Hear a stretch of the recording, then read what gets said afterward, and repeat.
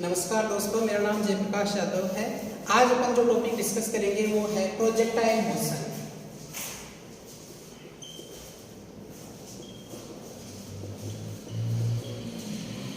Projectile motion, देखो projectile motion क्या होती है। इससे पहले की जो मोशन थी वो थी 1D motion, one dimensional motion. मतलब वो जो मोशन थी केवल और केवल एक डायरेक्शन में होती थी।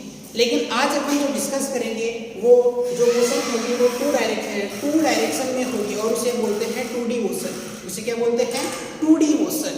तो जो प्रोजेक्टाइल मोशन होती है वो प्रोजेक्टाइल मोशन होती है 2 डायमेंशन मोशन। कौन सी मोशन होती है? 2 डायमेंशन। इसका मतलब क्या है कि आपकी जो मोशन होगी यहाँ एक डायरेक्शन के साथ दूसरी डायरेक्शन में भी होगी। मतलब जो भी पार्टिकल है, जो भी बॉडी है, जो भी आपके पास अन्य वस्तु है, वो एक डायरेक्शन के साथ दूसरी डायरेक्शन में भी क्या करती है? गति करती है। और जो प्रोजेक्टाइल मोशन होती है, जो 2D मोशन होती है, उसे अपन बोलते हैं motion in a plane. Motion in a plane, ठीक है। मतलब जो प्रोजेक्टाइल मोशन होगी वो एक प्लेन के अंदर होगी और प्लेन को ही अपन क्या बोलते हैं? 2D मोशन बोलते हैं, ठीक है। और इसी के साथ जो प्रोजेक्टाइल मोशन है वो मोशन इन ए ग्रेविटी या अंडर ग्रेविटी।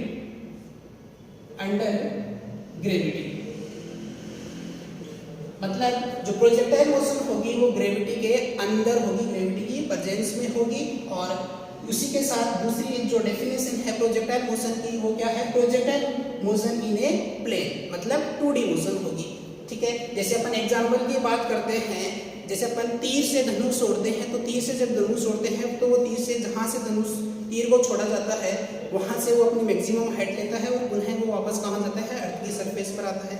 जैसे अपन दो स्टूडेंट है या दो दोस्त है, वो बॉल को कैच कर खेलते हैं, तो एक दोस्त बॉल को फेंकता है, दूसरा स्टूडेंट उस बॉल को पकड़ता है, तो वो भी क्या है? प्रोजेक्टाइल मोशन है। जैसे अपन फुटबॉल को किक मारते हैं तो वो भी क्या करती है? प्रोजेक्टाइल मोशन करती है। मतलब उससे वो जो मोशन है वो 2 डायरेक्शन में एक साथ होती है। तो यहाँ जब अपन बेसिकली प्रोजेक्टाइल मोशन की बात करें, ऐसे तो प्रोजेक्टाइल मोशन अलग अलग प्रकार की है, लेकिन यहाँ अपन जब डिस्कस करते हैं तो एक स्टार्टिंग के अंदर अपन डिस्कस करते हैं ground to ground projectile motion. कौन सी projectile motion? Ground to ground projectile motion. तो देखो, अर्थ की सरफेस है, या कि अर्थ की सरफेस है, इस अर्थ की सरफेस से किसी बिंदु ए से मैं किसी बॉल को मोशन करवा रहा हूँ और बॉल इस प्रकार से क्या कर रही है? गति कर रही है। तो ये जो गति है वो प्रोजेक्टाइल मोशन है। कैसे? देखो, जब आपकी बॉल यहाँ पर होगी तो देखो इनिशियल पोजीशन के कोरस्पोंडिंग ये जो बॉल है वो बॉल एक्स डायरेक्शन में भी चली है और वाई डायरेक्शन में भी चली है। जब इस प्लेन को अपन 2D मानते हैं और इस 2D में अपन एक डायरेक्शन एक्स ले रहे हैं और दूसरी डायरेक्शन क्या ले रहे हैं? वाई ले रहे हैं। तो जब आपकी बॉल यहाँ पहुँचती है इनिशियल पोजीशन के बाद में, तो देखो एक्स डायरेक्शन में भी चल रही है, वो साथ में साथ कौन सी डायरेक्शन में चल रही है? वाई डायरेक्शन में भी चल रही है। जब आपकी बॉल यहाँ आती है तो ये बॉल एक्स डायरेक्शन में भी चल रही है। देखो इनिशियल पोजीशन ये थी एक्स में और अब फाइनल पोजीशन देखो कहाँ आ गई? यहाँ पर आ गई। तो एक्स डायरेक्शन में भी चली है ये, और ये कहाँ चली है? वाई डायरेक्शन में भी चली है, ठीक है। तो एक साथ ये बॉल है वो 2 डायरेक्शन में चल रही है, इसलिए अपन क्या बोलेंगे? इसको 2D मोशन बोलेंगे, या फिर इसको क्या बोलेंगे? अपन प्रोजेक्टाइल मोशन बोलेंगे। 2D मोशन और प्रोजेक्टाइल मोशन क्या है? एक ही बात है, ठीक है। अब देखो अपन और साथ में ध्यान रखना है जो प्रोजेक्टाइल मोशन है और वो अंडर द ग्रेविटी है। मतलब यहाँ अपन जो प्रोजेक्टाइल मोशन डिस्कस कर रहे हैं वो अंडर द ग्रेविटी पढ़ रहे हैं और ग्रेविटेशनल जो फील्ड होती है वो हमेशा किधर होती है? डाउनवर्ड होती है। इधर होती है? डाउनवर्ड होती है, ठीक है। तो अब अपन इसका डिस्कस करते हैं। स्टार्टिंग में अपन क्या करते हैं? अर्थ की सरफेस से एक बिंदु से एक बॉल को इनिशियल वेलोसिटी u के साथ तथा अर्थ की सरफेस के साथ थीटा एंगल पर क्या करवा रहा हूँ? प्रोजेक्टाइल करवा रहा हूँ। और ये बॉल कुछ इस प्रकार से गति करती है।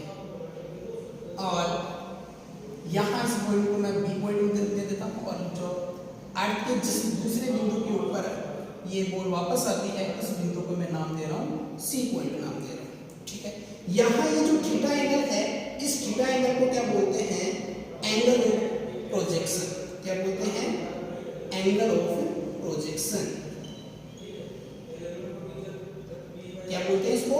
Angle of projection. ठीक है, अब यहाँ चूंकि अपन जानते हैं कि जो वेलोसिटी होती है वो एक वेक्टर क्वांटिटी होती है, और जब वेक्टर क्वांटिटी का अपन स्टडी करते हैं तो वेक्टर क्वांटिटी में स्टडी के लिए उस वेक्टर क्वांटिटी का मोड के साथ साथ उसकी डायरेक्शन को भी क्या किया जाता है? कंसिडर किया जाता है। ठीक है, तो और डायरेक्शन को कंसिडर करने के लिए जिस भी बिंदु के ऊपर अपन पार्टिकल का या बॉडी का स्टडी करना चाह रहे हैं उस बिंदु के ऊपर अपन एक फ्रेम ऑफ रेफरेंस की क्या करते हैं? कंसिडर करते हैं। एक फ्रेम ऑफ रेफरेंस अपन क्या करते हैं? कंसिडर करते हैं। तो फर्स्ट ऑफ ऑल मैं पॉइंट ए पर ही डिस्कस करना चाह रहा हूँ पार्टिकल को या आपकी जो बॉल है उसको, तो यहाँ इस पॉइंट ए पर मैं क्या करूँगा? फ्रेम ऑफ रेफरेंस क्या करूँगा? कंसिडर करूँगा। तो मैं क्या ले रहा हूँ? एक फ्रेम ऑफ रेफरेंस यहाँ मैंने क्या कर लिया? कंसिडर कर लिया। ठीक है, ये फ्रेम ऑफ रेफरेंस की क्या हो गई? एक्स डायरेक्शन हो गई। ये फ्रेम ऑफ रेफरेंस की क्या हो गई? वाई डायरेक्शन हो गई। अब चूंकि बॉल को अपन प्रारंभ में स्मॉल यू वेग से एक्स डायरेक्शन के साथ थीटा एंगल पर क्या करवा रहे हैं? प्रोजेक्टाइल करवा रहे हैं। थीटा एंगल पर क्या करवा रहे हैं? प्रोजेक्टाइल करवा रहे हैं। और अब अपन क्या लेंगे? इस यू का एक्स डायरेक्शन में और वाई डायरेक्शन में क्या लेंगे? अपन कंपोनेंट लेंगे। चूंकि एक्स डायरेक्शन है वो इनिशियल वेलोसिटी u के साथ थीटा कोण पर है। कौन से कोण पर है? थीटा कोण पर है। और अपन वेक्टर में देखे हैं कि जब कोई डायरेक्शन थीटा एंगल पर होती है तो उसका अपन कॉस कंपोनेंट लेते हैं, और 90 माइनस थीटा पर होती है उसका अपन क्या लेते हैं? साइन कंपोनेंट लेते हैं। ठीक है, तो इस u का इस डायरेक्शन में क्या जाएगा? कंपोनेंट u cos थीटा, और ये जो u cos थीटा होगी वो इनिशियल पॉइंट पर क्या कहलाती है? x डायरेक्शन की इनिशियल वेलोसिटी कहलाती है। ठीक है, और चूंकि 90 माइनस थीटा वाली कौन सी है? ये वाली डायरेक्शन है, तो इस वाली डायरेक्शन की इनिशियल वेलोसिटी कितनी हो जाएगी? u y u sin theta. ठीक है, और साथ में ग्रेविटेशनल किधर लग रहा है? नीचे की ओर लग रहा है। ठीक है, ग्रेविटेशनल किधर लग रहा है? नीचे की ओर लग रहा है। ये आपको यहाँ इस क्वेश्चन के अंदर गिवन डाटा है। तो अब अपन इसका स्टडी करते हैं एक्स और वाई डायरेक्शन में। कहाँ स्टडी करते हैं? एक्स और वाई डायरेक्शन में। देखो, ये आपकी एक्स डायरेक्शन हो गई, ये आपकी वाई डायरेक्शन हो गई। इनिशियल के अंदर अपन बॉल को कितनी वेलोसिटी दिए हैं? एक्स डायरेक्शन में u cos थीटा दिए हैं, और y डायरेक्शन में कितनी वेलोसिटी दिए हैं? uy u sin theta. कितनी वेलोसिटी दिए हैं? uy u sin थीटा, और स्टार्टिंग में x डायरेक्शन में कितनी वेलोसिटी दिए हैं? u cos theta. बात आती है एक्सेलरेशन की, क्योंकि ये जो मोशन है वो अंडर दी ग्रेविटेशनल है, और ग्रेविटेशनल किधर है? x डायरेक्शन, सॉरी डाउनवर्ड है। डाउनवर्ड है मतलब कौन सी डायरेक्शन में है? वाई डायरेक्शन में है। वाई डायरेक्शन में है तो देखो, और एक्स डायरेक्शन में किसी प्रकार की यहाँ कोई एक्सेलरेशन नहीं है। अब एक्स डायरेक्शन में किसी प्रकार की कोई एक्सेलरेशन नहीं है, दैट मीन्स क्या है? एक्स डायरेक्शन में मोशन को अपोज या सपोज करने वाला कोई एक्सेलरेशन प्रेजेंट नहीं है। और जब एक्स डायरेक्शन वाली वेलोसिटी को सपोज या अपोज करने वाला कोई नहीं है तो एक्स डायरेक्शन की वेलोसिटी हमेशा क्या रहती है? कांस्टेंट रहती है। मतलब यहाँ पर अगर आपका बॉल होगा तो यहाँ की वेलोसिटी ux ही रहेगी एक्स डायरेक्शन में। जब यहाँ पर आपकी बॉडी होगी या बॉल होगी तो एक्स डायरेक्शन में क्या होगी? वेलोसिटी ux ही होगी। और जब यहाँ पर आएगी तो यहाँ पर भी क्या रहेगी? ux ही रहेगी। क्यों? क्योंकि एक्स डायरेक्शन में कोई एक्सेलरेशन यहाँ प्रेजेंट नहीं है, तो एक्स डायरेक्शन वाली वेलोसिटी में किसी प्रकार का कोई परिवर्तन, कोई चेंज नहीं होगा। मतलब एक्स डायरेक्शन की यहाँ एक्सेलरेशन कितना है? 0 है। एक्स डायरेक्शन का एक्सेलरेशन 0 है, तो एक्स डायरेक्शन की वेलोसिटी इन एक्स डायरेक्शन, मतलब एक्स डायरेक्शन की जो वेलोसिटी होगी, velocity in x direction is constant, क्यों? क्योंकि x डायरेक्शन का एक्सेलरेशन कितना है? 0 है। तो x डायरेक्शन वाली वेलोसिटी को अपोज या सपोज करने वाला कोई नहीं है। तो x डायरेक्शन के अंदर आपके पास वेलोसिटी क्या रहेगी? कांस्टेंट रहेगी। y डायरेक्शन में अपन वेलोसिटी की एक्सेलरेशन की बात करते हैं तो y डायरेक्शन में एक्सेलरेशन कितना दे रखा है आपको?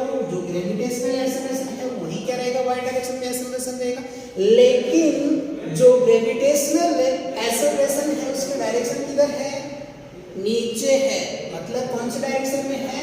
y डायरेक्शन में है, क्योंकि एक्सेलरेशन एक वेक्टर क्वांटिटी है और वेक्टर क्वांटिटी को रिप्रेजेंट करने के लिए उसके मोड के साथ साथ उसकी डायरेक्शन को भी क्या किया जाता है? कंसीडर किया जाता है। तो y डायरेक्शन के अंदर ग्रेविटेशनल जो एक्सेलरेशन है वो तो 0 है, लेकिन डाउनवर्ड है तो साइन क्या आ गया? नेगेटिव आ गया।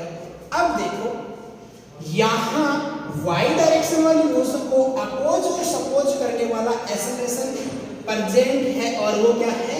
ग्रेविटेशनल है। तो देखो स्टार्टिंग में अपन क्या कर रहे हैं, जैसे मैं किसी भी बॉल को स्टार्टिंग के अंदर y डायरेक्शन में मैं 5 मीटर प्रति सेकंड के वेग से क्या करवा रहा हूँ? वेलोसिटी से क्या करवा रहा हूँ? प्रोजेक्टाइल करवा रहा हूँ। तो ये 5 मीटर प्रति सेकंड कितना है? किधर है? y डायरेक्शन वाली वेलोसिटी है। y डायरेक्शन वाली वेलोसिटी है तो यहाँ देखो ऊपर अपन 5 मीटर प्रति सेकंड वेलोसिटी दे रहे हैं, लेकिन नीचे डाउनवर्ड क्या है? ग्रेविटेशनल है, जो इसका क्या करेगा? अपोज करेगा। तो यहाँ 3 मीटर प्रति सेकंड हो जाएगी y डायरेक्शन में। कितनी हो जाएगी? 3 मीटर प्रति सेकंड हो जाएगी। यहाँ सपोज करो 2 मीटर प्रति सेकंड की होगी या 1 मीटर प्रति सेकंड की होगी। एट पॉइंट बी पर क्या हो जाएगी? y डायरेक्शन वाली वेलोसिटी क्या हो जाएगी? 0 हो जाएगी। कितनी हो जाएगी? 0 हो जाएगी। फिर इसके बाद में वापस से क्या होगी? वेलोसिटी बढ़ रही है। क्यों? क्योंकि अब पार्टिकल बाहर है नीचे, तो नीचे आ रहा है, तो अब ग्रेविटेशनल क्या करेगा? इसका सपोज करेगा। पहले तो क्या करता है? ग्रेविटेशनल फील्ड y डायरेक्शन वाली वेलोसिटी का क्या करता है? अपोज करता है, क्योंकि दोनों की डायरेक्शन क्या है? अपोजिट है। एट पॉइंट बी के ऊपर आपकी जो y डायरेक्शन की वेलोसिटी है वो क्या हो जाती है? 0 हो जाती है। और देन आफ्टर पार्टिकल की डायरेक्शन और ग्रेविटेशनल दोनों सेम डायरेक्शन में होने के कारण ग्रेविटेशनल फील्ड अब इस मोशन का क्या करेगा? सपोज करेगा। कौन से वाले का? y डायरेक्शन वाले का। तो क्या हो रहा है? फर्स्ट में तो क्या हो रहा है? Velocity in y direction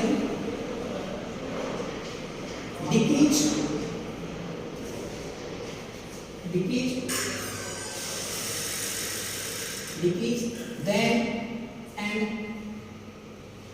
at point D the velocity is 0 then after velocity is increase. Starting में वेलोसिटी क्या हो रही है? डिक्रीज हो रही है। एट पॉइंट बी के ऊपर वेलोसिटी का जो y कंपोनेंट है वो क्या हो रहा है? 0 हो रहा है मैक्सिमम हाइट पर।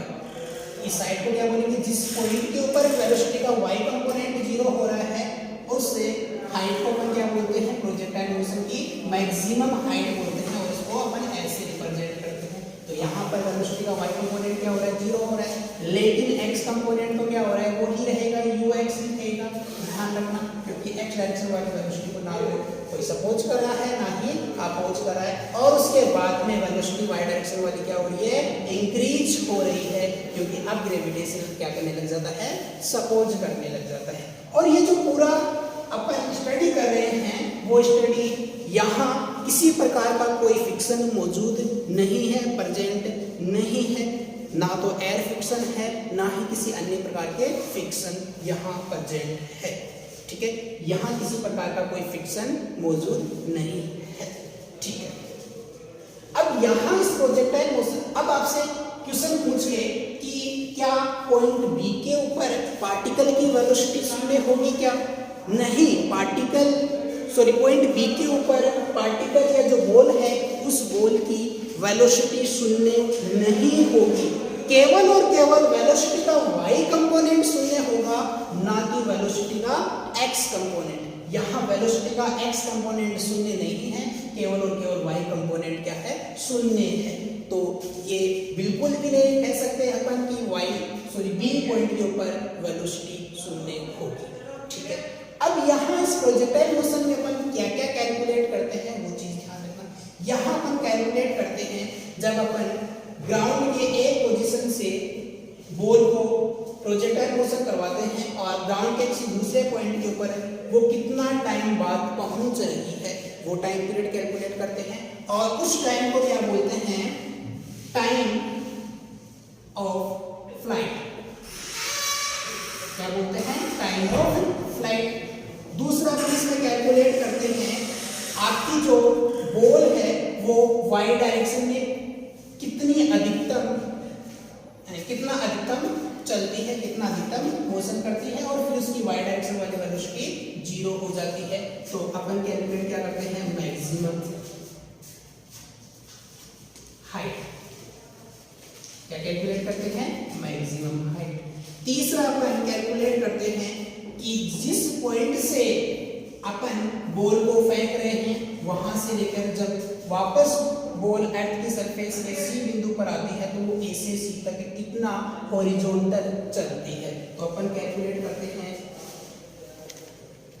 Horizontal range. हॉरिजॉन्टल रेंज अपन कैलकुलेट करते हैं हॉरिजॉन्टल रेंज और इसको रिप्रेजेंट करते हैं कैपिटल आर से, ठीक है। तो अब अपन एक एक करके तीनों को क्या करते हैं, कैलकुलेट करते हैं, ठीक है।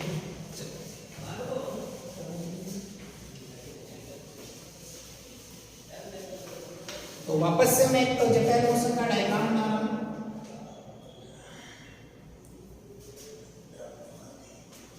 ये आपकी प्रोजेक्टाइल मोशन है, इनिशियल पॉइंट ए है, फाइनल पॉइंट बी है, ठीक है। और इनिशियल में अपन u वेलोसिटी से इसको फेंक रहे हैं या वेलोसिटी प्रोवाइड करवा रहे हैं। x डायरेक्शन में वेलोसिटी का कंपोनेंट कितना हो जाएगा, और सॉरी प्रोजेक्टाइल एंगल कितना है, थीटा प्रोजेक्टाइल एंगल है, तो ux बराबर कितना हो जाएगा, u cos थीटा हो जाएगा। और y डायरेक्शन में initial velocity uy u sin theta. और मैक्सिमम पॉइंट को मैं क्या नाम दे रहा हूँ, b पॉइंट नाम दे रहा हूँ, और वापस अर्थ की सरफेस पर आती है उस पॉइंट को मैं नाम दे रहा हूँ c पॉइंट, ठीक है। और ये होगी इसकी हॉरिजॉन्टल लेंथ। हॉरिजॉन्टल लेंथ को अपन r से रिप्रेजेंट कर रहे हैं, मैक्सिमम हाइट को अपन किससे रिप्रेजेंट कर रहे हैं, h से रिप्रेजेंट कर रहे हैं, और टोटल टाइम पीरियड को अपन किससे रिप्रेजेंट कर रहे हैं, कैपिटल T से, ठीक है। अब अपन पहला पॉइंट डिस्कस करते हैं, time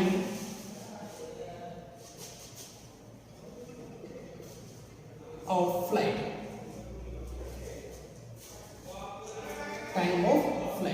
time of flight calculate करने के लिए अपन या तो x डायरेक्शन वाली मोशन को कंसीडर करते हैं या y डायरेक्शन वाली मोशन को कंसीडर करते हैं। तो अपन यहाँ y डायरेक्शन की मोशन को क्या करते हैं, कंसीडर करते हैं।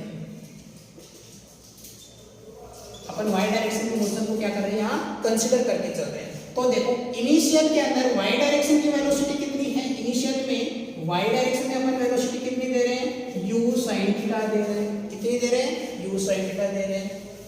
y डायरेक्शन के अंदर एक्सेलरेशन कितना है, -g है, एक्सेलरेशन तो -g ही रहेगा। और x डायरेक्शन में एक्सेलरेशन कितना है, -g है, ठीक है।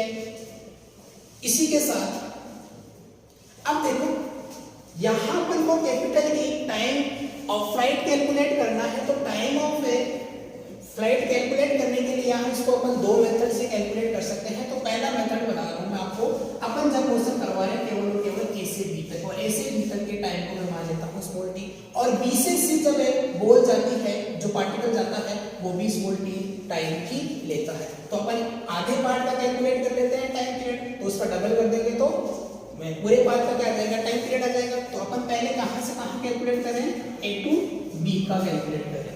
पहला मेथड अपन कैलकुलेट करते हैं।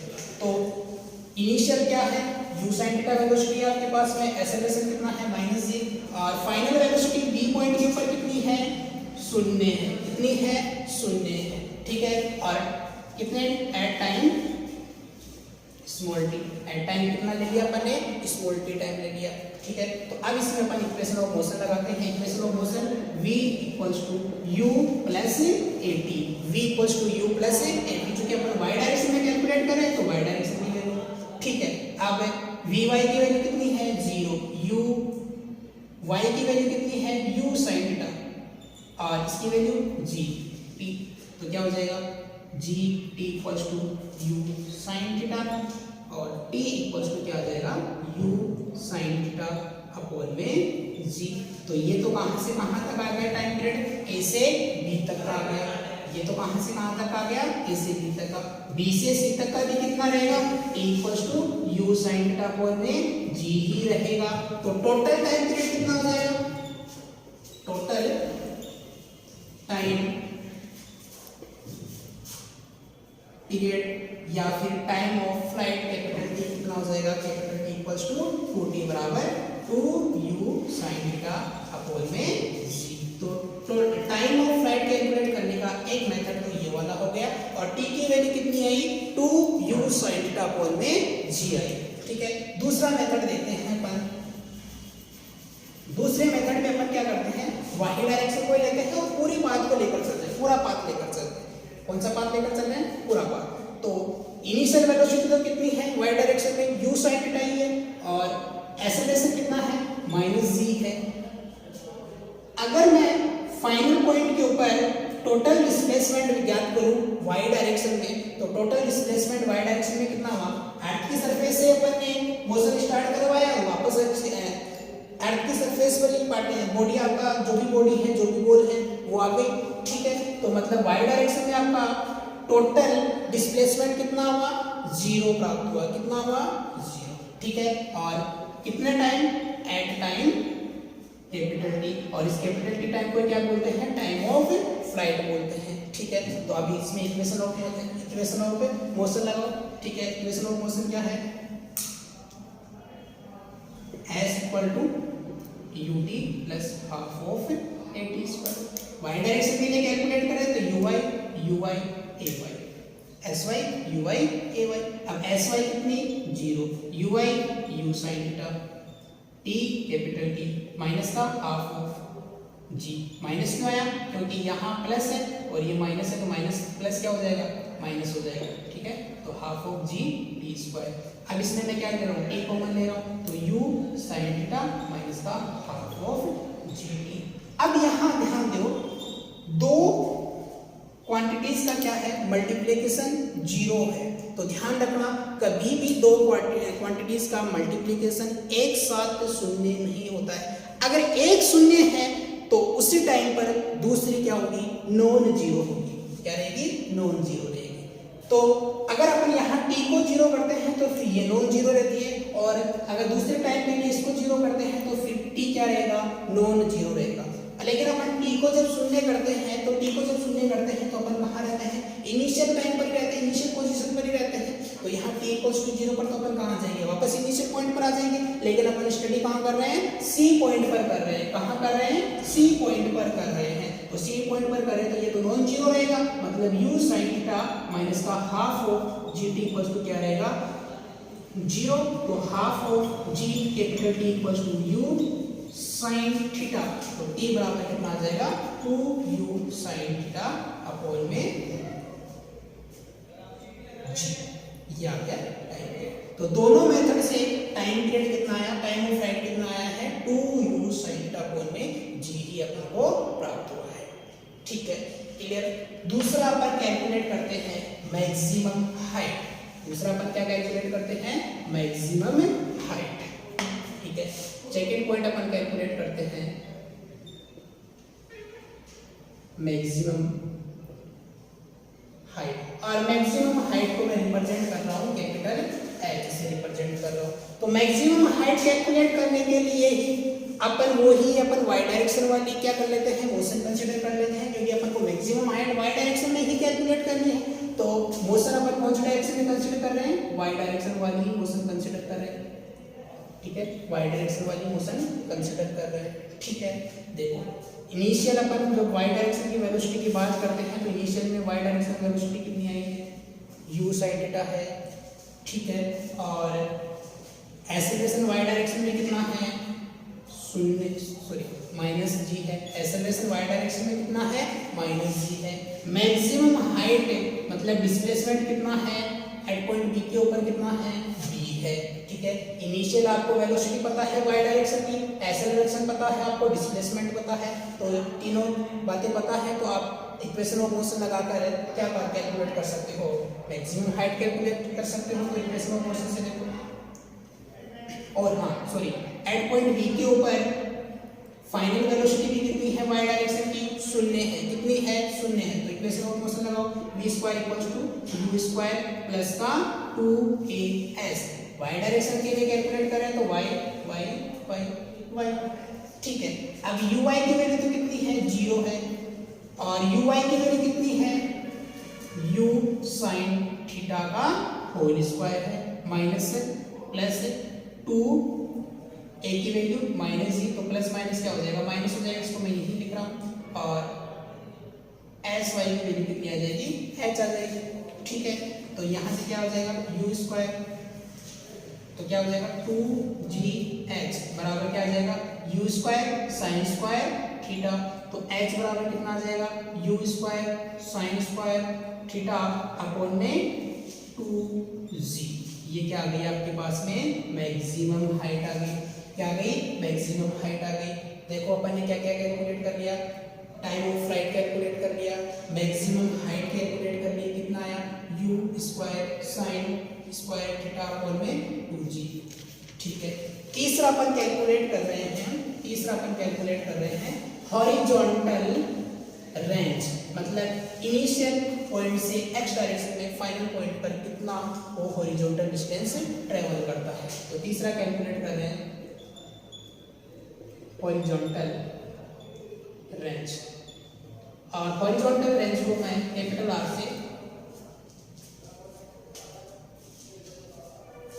से रिप्रेजेंट कर रहा हूं। अब अपन को हॉरिजॉन्टल रेंज कैलकुलेट करनी है तो अपन को x डायरेक्शन वाली मोशन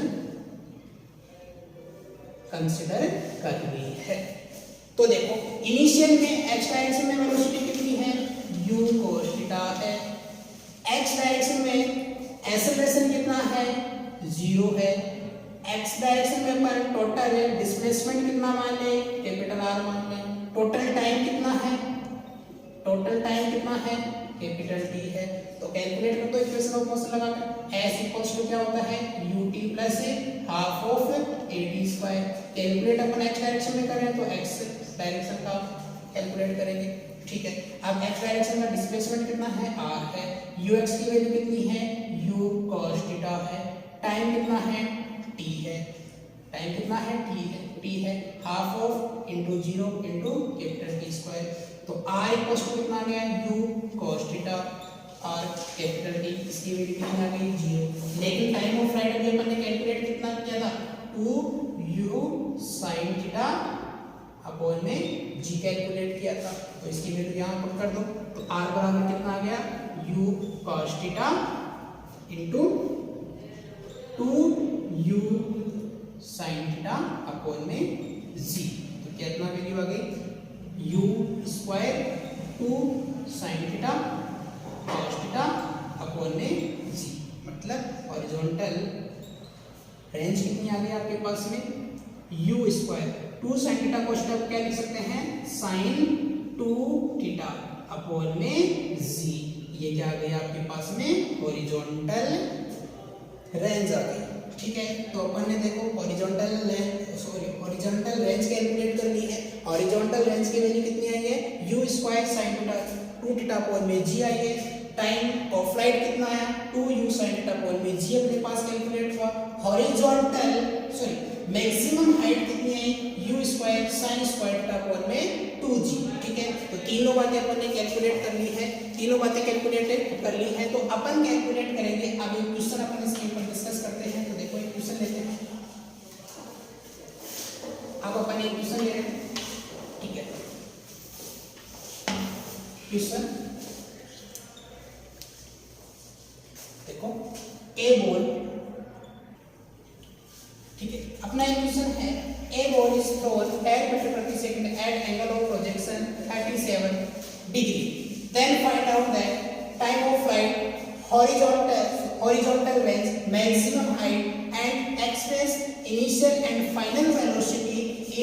वेक्टर फॉर्म। ठीक है, अपन को क्या कैलकुलेट करना है, टाइम ऑफ फ्लाइट कैलकुलेट करना है, मैक्सिमम हाइट कैलकुलेट करनी है, हॉरिजॉन्टल रेंज कैलकुलेट करनी है और इनिशियल और फाइनल वेलोसिटी को आपको वेक्टर फॉर्म में भी रिप्रेजेंट करना है।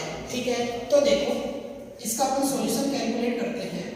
तो सॉल्यूशन सबसे पहले अपन क्या कैलकुलेट करते हैं, टाइम ऑफ फ्लाइट। और टाइम ऑफ फ्लाइट के लिए अपन ने अभी फॉर्मूला क्या निकाला था, 2u sin थीटा अपॉन में g। अभी अपन ने क्या निकाला था, 2u sin थीटा अपॉन में g। टाइम ऑफ फ्लाइट का अपने ये फॉर्मूला निकाला था 2u sin थीटा अपॉन में g। देखो अब यहाँ आपको गिवन क्या क्या दिया गया है, क्वेश्चन में क्या क्या गिवन है, उन चीजों को अपन यहाँ नोट डाउन करते हैं। तो आपको इनिशियल वेलोसिटी पता है 10 मीटर प्रति सेकंड पता है, थीटा पता है आपको 37 डिग्री। अब एक चीज ध्यान रखना, जब आपका एंगल 37 डिग्री होता है तो 37 के सामने वाली जो लेंथ भुजा है, जो लेंथ है वो 3 मीटर होती है, 3 और यहाँ 4 और 5। ठीक है, तो 37 डिग्री का ध्यान रखना है थोड़ा सा। आपको इनिशियल वेलोसिटी पता है, प्रोजेक्शन एंगल पता है और g की वैल्यू अपन यहाँ कितना लेके चलते हैं, 10 मीटर प्रति सेकंड स्क्वायर लेकर चलते हैं। तो इन वैल्यूज को इस फॉर्मूले में पुट कर दो, 2 × 10 × sin 37 डिवाइडेशन 10। तो 20 sin 37, sin क्या होता है, परपेंडिकुलर अपॉन में हाइपोटेनियस। तो परपेंडिकुलर कितना है 3 और हाइपोटेनियस कितना है 5 डिवाइडेशन 10। कैलकुलेट करो,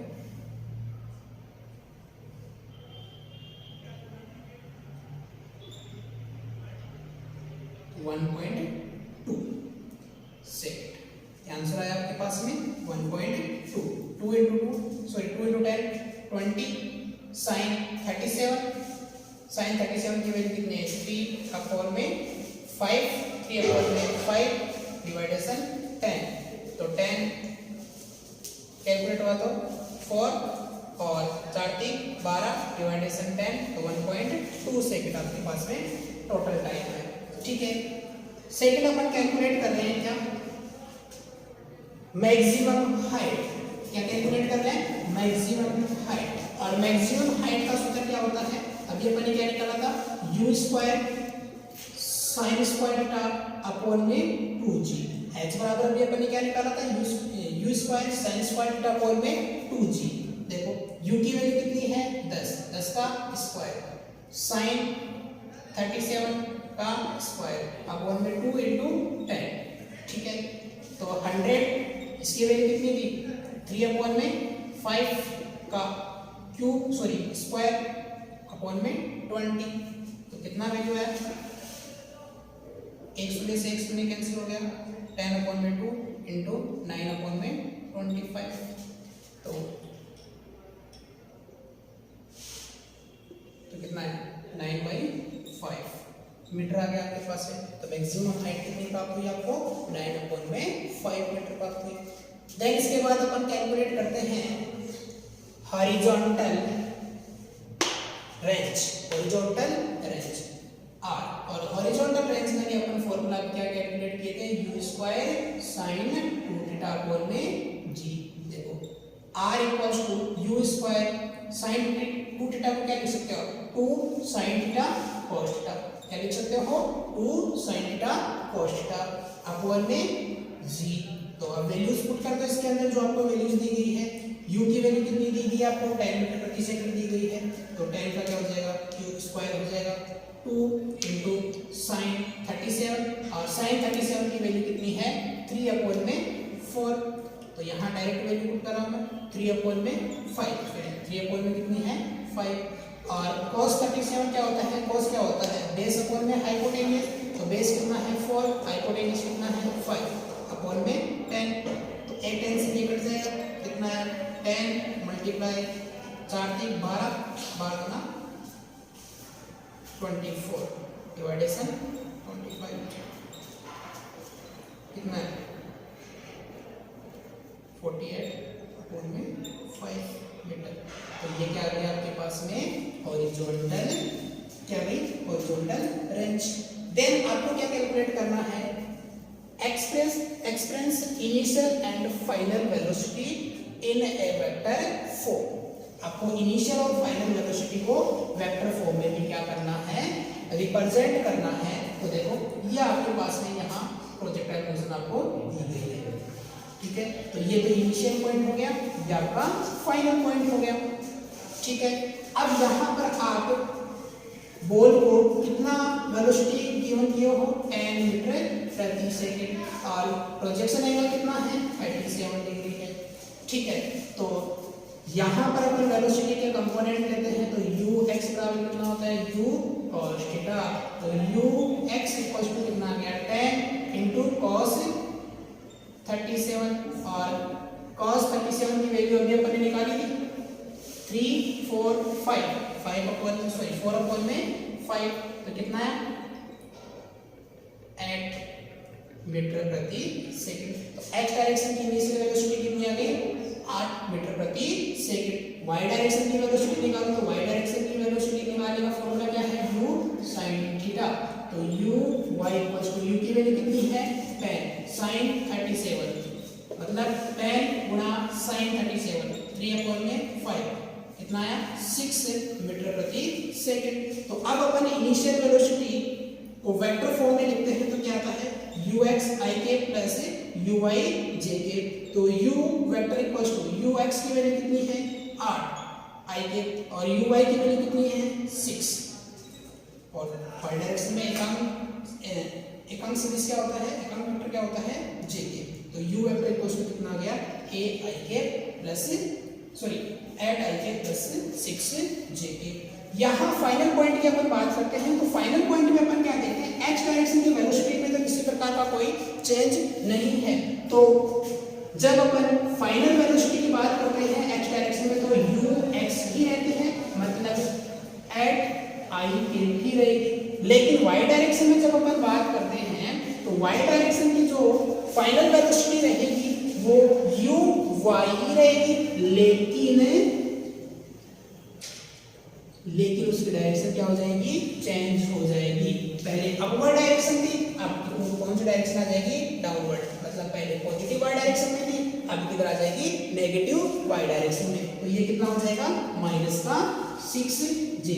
तो u फाइनल जब आप वेक्टर फॉर्म में लिखोगे तो कितना लिखोगे 8 i के माइनस का 6 j के। तो ये तो क्या आ गई आपके पास में फाइनल वेलोसिटी कहाँ, जब पार्टिकल प्रोजेक्टाइल मोशन करकर वापस से अर्थ की सरफेस के ऊपर आता है तो इसको वेक्टर फॉर्म में लिख लिया।